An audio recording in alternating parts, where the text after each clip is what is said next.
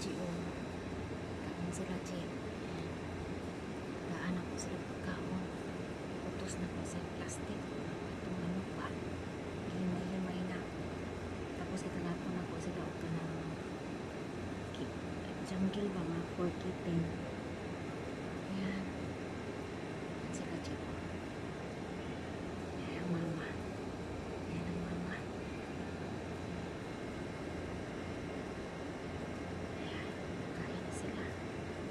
Wala lang tubig ko. Ayan na yun.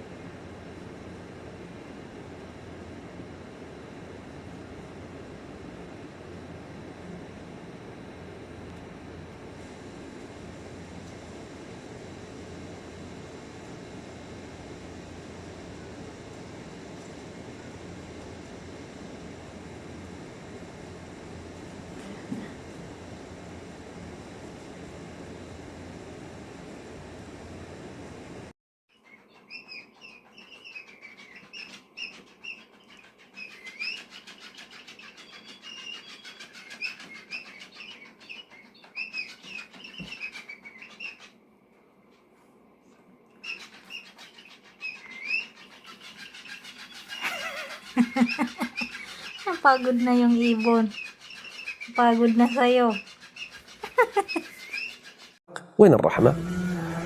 الحيوان هذا لو رحمته قال عليه الصلاة والسلام والشاة إن رحمتها حيوان بهيم والشاة إن رحمتها تدري شنو الأجر؟ رحمك الله. الله أكبر.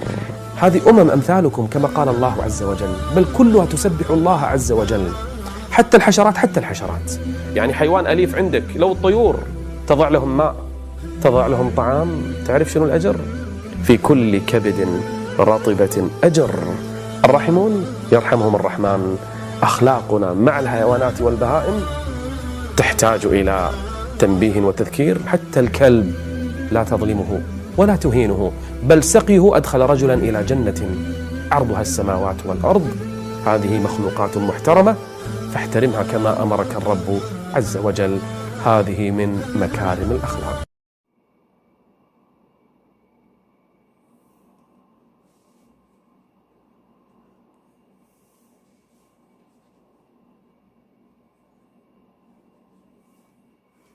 Hanggat hindi ko pinapatay yung ilaw, hindi talaga siya titigil maglaro. Tingin din siya. Tingnan mukha mo. Tingnan mukha mo. Doon ka.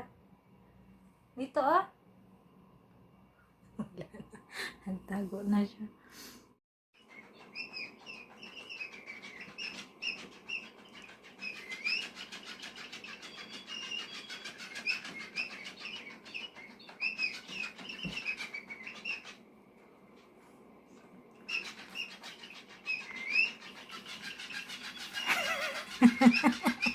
Napagod na yung ibon. Pagod na sa'yo. Tingnan mo na naman ito, itong maliit na to. Diyos ko. Dagdagan na naman yung ano ko dito. Kawawa. Hindi ko alam saan ang nanay nito. Ganito rin kaliit yung ano, yung si Oreo. Nung nakita ko, Diyos ko naman.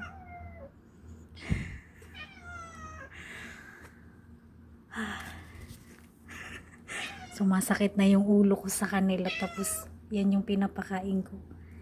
Paglabas ko dito sa labas, nakita ko siya. Ay, naku naman.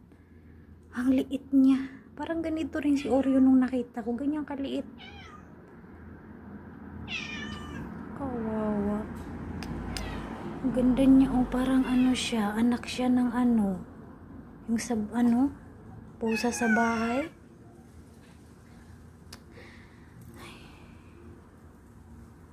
Ang liit pa niya.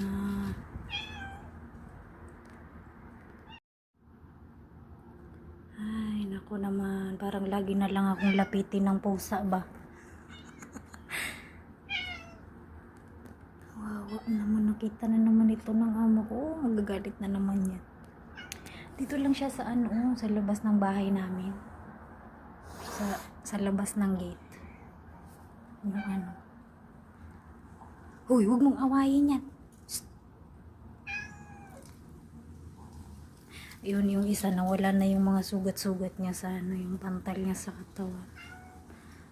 Anong gagawin ko na naman dito sa maliit na to? Yan yung sinasabi ko sa ng garden, o yung anuhan, may mga buhangin at damo. Wawa naman itong pusa na ito. Andyan siya, sis, oh. Oh, nandun nagtago. Parang galing siya dito sa kabilang bahay, dyan sa ano. Doon siya nanggaling. Nandito na naman. Pero may nagpapakain sa kanya kasi yung ano niya, oh, malaki yung tiyan niya. Nagmiyam siya, liit-liit. Nakita ko siya ngayon kasi nag-ano ako ng sasakyan. Oh, ang liit niya.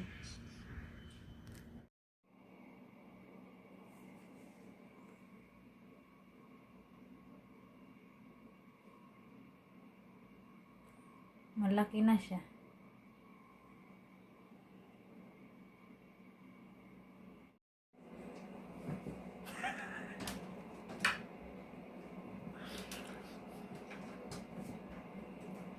Hindi talaga siya napapagod. Kanina pa siya laro ng laro. Wala na yung ibon mo. Lobat na. Napagod na sa'yo.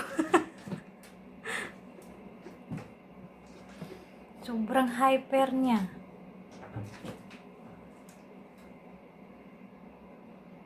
Hoy, matulog ka na.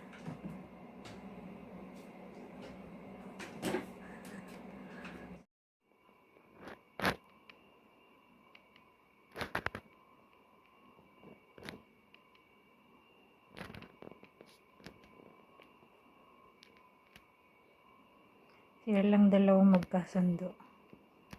Ito natabi to sa kanya. Pero yung isa, yun yung matalik niyang kaaway. Tingnan mo yung dalawa, nanguhuli sila ng ibon. Akala mo talaga yung mahuhuli nila. Wala na yung isa, oh.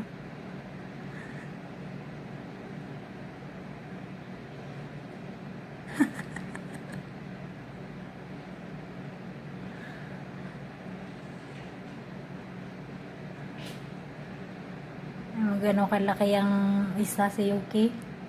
Kalahati lang yung katawan ni Oreo.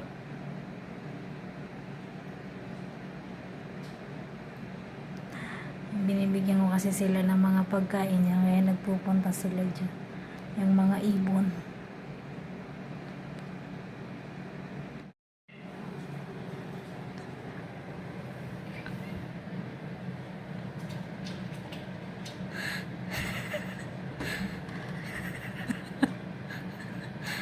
Laki-laki ng isang ibon.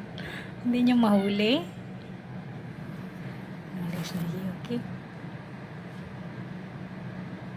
At ang isa, oh. Galaw yung huhuli niya.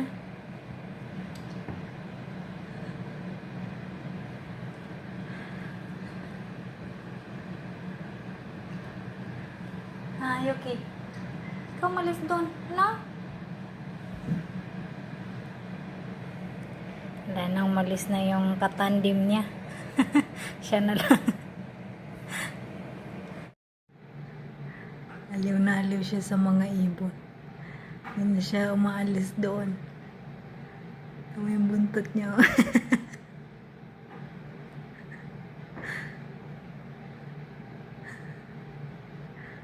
Wala na, umalis na.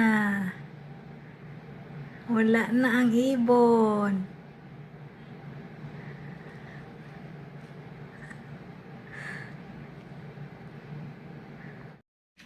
Ginugulo na naman niya yung puti.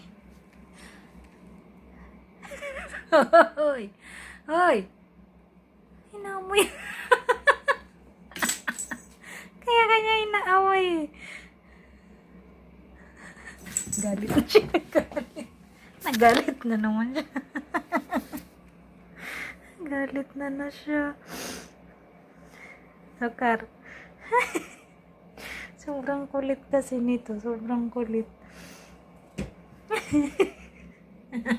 Sa akin na naman nagtatago. Aray ko. Aray. Ay, yung laruan mo, oh. Yun, oh.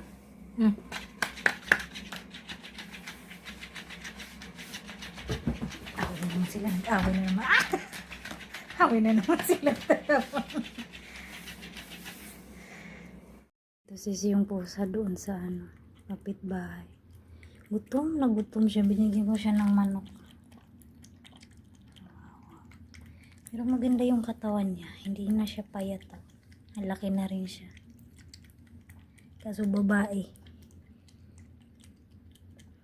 Mataba siya. Hindi siya Inubos talaga niya yung grabe yung gutom niya.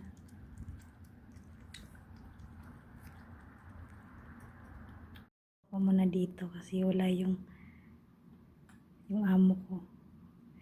Bigyan ko siya ng yung bola. Yung laruan ni Oreo na naglaro siya. Mamaya palabasin ko siya mamaya. Yung amo ko kasi nasa sila. Nasa kapatid na naman niya. Bigyan ko siya ng dry food. Nakasilip si Oreo. Nakasilip siya sa may pinto. Sabi niya, ano yan? Gusto niya atang awayin. Gusto mo siyang awayin? Ha? Ganyan ka rin nung napulot kita. Kawawa. Tingin-tingin siya. Kung wala lang talaga dito yung amo kong lalaki, pwede ko siyang ipasok sa kwarto ko eh. Sinisilip niya.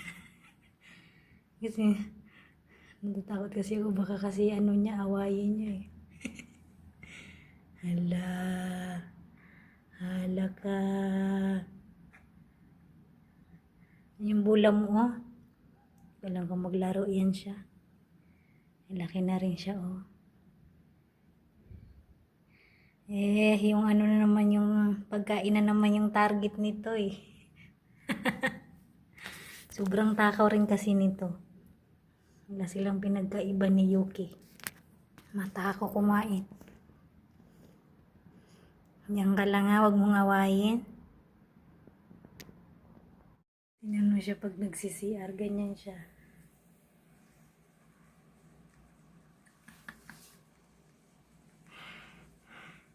Hindi ko alam bakit siya tumatayo.